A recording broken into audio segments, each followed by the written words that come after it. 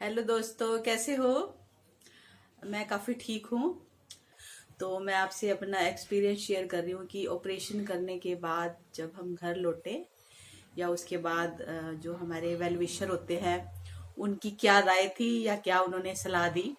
तो सबसे पहले तो जैसे ही हम ऑपरेशन करा के बाहर निकले तो सबसे पहले तो डॉक्टर से ही मिलना था। डॉक्टर ने क्या क्या प्रिकॉशन बताई वो मैं आपको बताती हूँ। सबसे पहली प्रिकॉशन ये थी कि ये जो चश्मा है ये हमने 13-14 दिन बिल्कुल नहीं उतारना है। दूसरा ये था कि आंखों को किसी भी प्रकार से गीला नहीं करना है। मीन्स गीला नहीं करना, आंखों में पसीना नहीं आना है, आईज को वॉश नहीं करना है और धूप में नहीं बैठना है, गैस के पास नहीं जाना है, कोई मसाले की छोंक हो उससे दूर रहना है ताकि जो हमें खांसी है वो ना आए। खांसी आएगी तो हमारी आईज के ऊपर नेचुरली थोड़ा सा फर्क पड़ेगा। और वजन नहीं उठाना है, झुकना नहीं है, सीढ़ियाँ नहीं चढ़नी है। मीन्स ऐसी प्रिकॉशन बताई है कि लेडीज को डेली रूटीन में ये सब काम करने पड़ते हैं। और ये जो हमारा हाथ है इससे हम अपने फेस को कम से कम 100 बार छूते हैं। तो हमने अपने हाथों को एक तो अपने फेस पर कम से कम लेके जाना, किसी अननेसेसरी चीज को छूना नहीं है और अपने हाथों को बार बार वॉश करना है।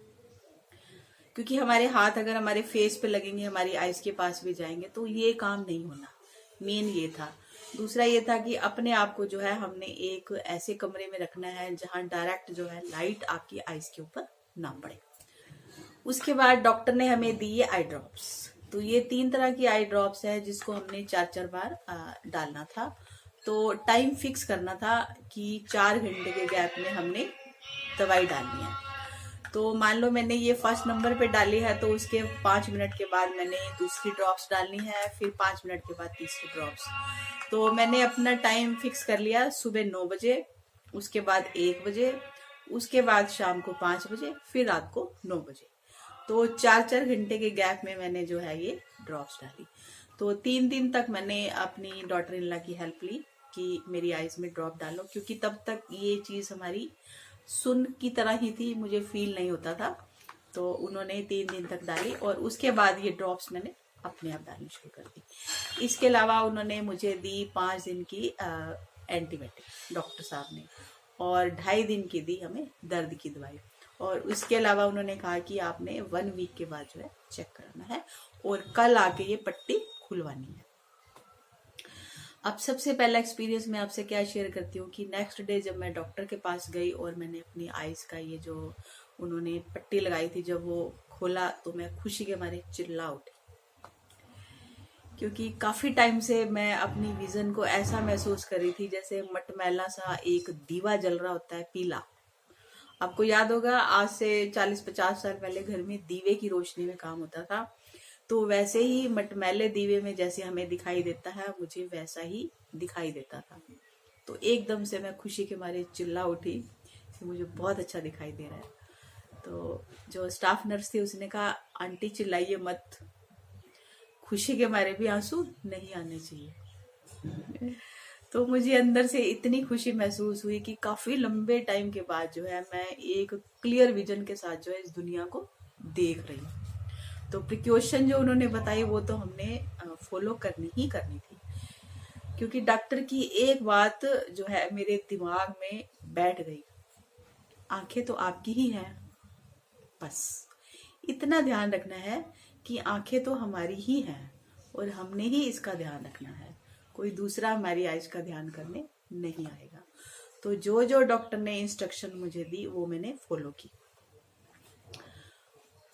उसके बाद घर आ गए। घर आए तो 2 दिन थोड़ा सा सख्त खाने में दिक्कत होती है। तो 2 दिन तक जो है थोड़ा सा सॉफ्ट खाना चाहिए, जैसे दलिया है, खिचड़ी है, दाल का पानी है, कुछ ऐसा लो जिसमें मिर्ची भी ज्यादा ना हो और इजीली जो है आप पचा सको।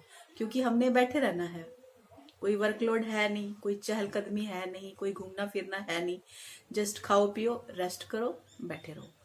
तो इसलिए इतना हल्का फुल्का लिया जो इजीली जो है हमें पच जाए, ताकि किसी भी तरह की कोई भी प्रॉब्लम ना हो। और इसके अलावा उन्होंने मुझे दिए वैक्स के स्वैप्स अपनी आईज को क्लीन करने के लिए।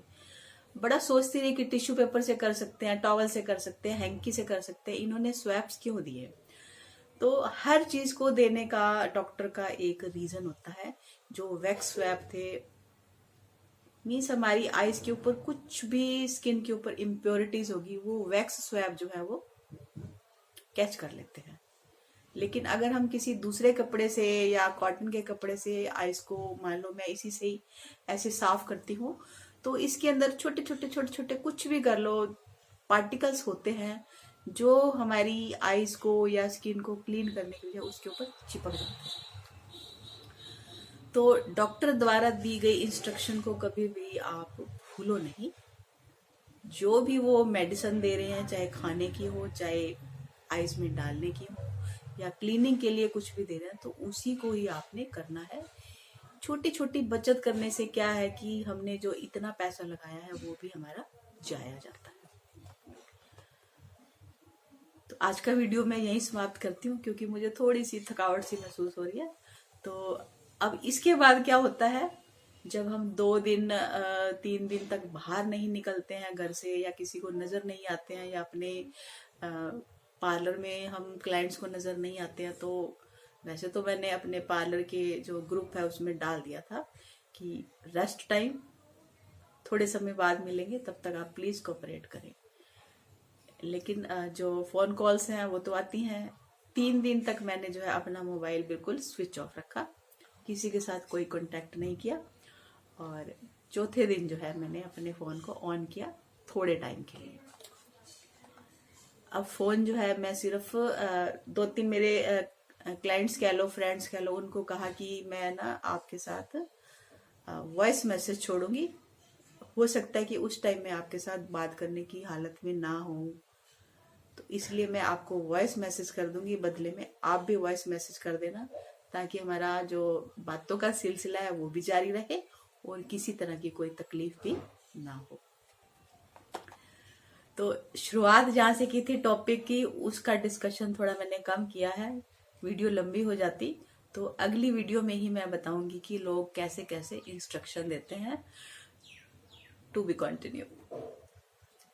Bye bye.